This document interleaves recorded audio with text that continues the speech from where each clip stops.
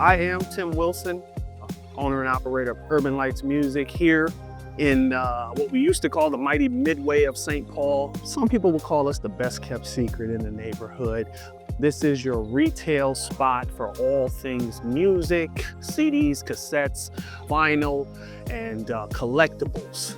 We've been here since 1993. I always wanted to have a business that represented the things that I kind of went through as a youth, and music has been with me since high school. Starting DJing in high school, actually having a locker full of cassette mixtapes that I used to sell. Me and my friends used to joke about having a record store all the time coming up. I used to hang out in Northern Lights, which this was way back, and they came to me and said, hey, we're gonna sell the store. And I said, wow, that'd be cool if I could buy it. And they said, you should. So I got with my friends that we used to joke about having a record store, and September 9th, 1993, we owned a record store. What most people don't know is at one point in time, 90% of the music purchased in the United States all came right here out of Minnesota.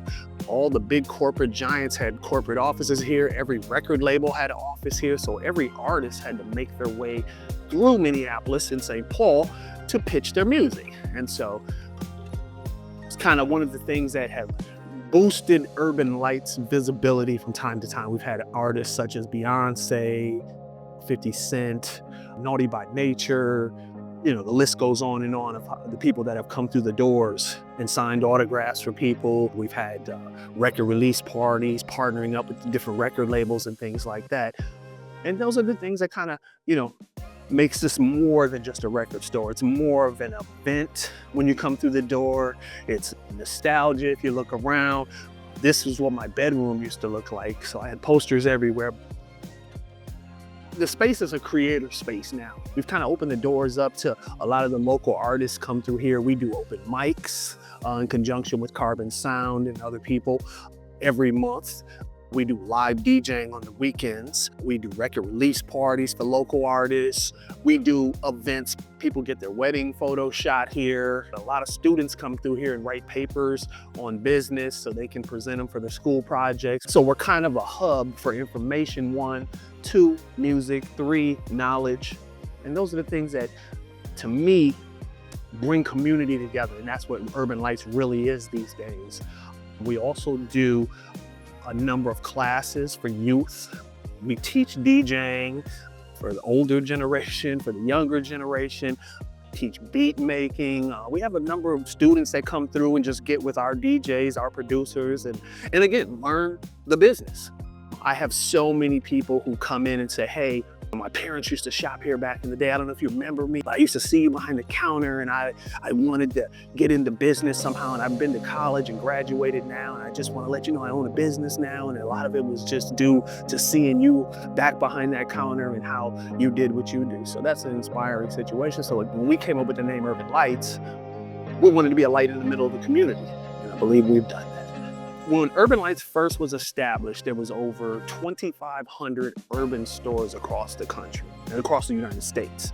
Now we're in the range of 30 plus left in the United States. And Urban Lights is the only African-American owned store in Minnesota. So that's important to us, and that's inspiring for us because we're continuing to keep the culture, the community going.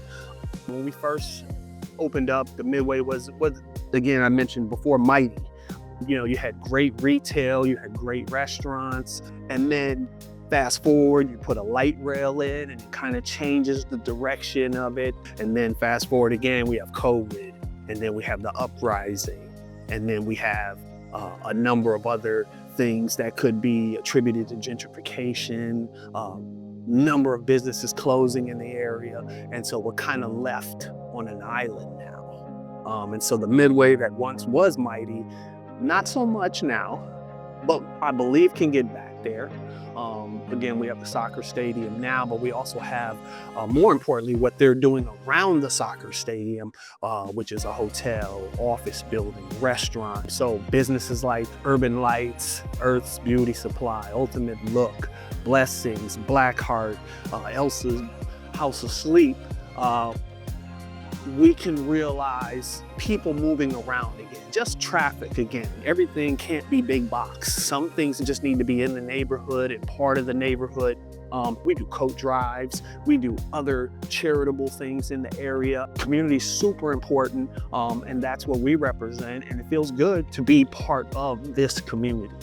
So if you get a chance and you are looking for music, you're looking for somebody to curate that playlist for your wedding reception, your backyard barbecue, your bar mitzvah, any other things that you may have going on, Urban Lights is the place. So get on out, shop, support all the community businesses, because that's what keeps the community alive. And small business is a very, very vital part of that community.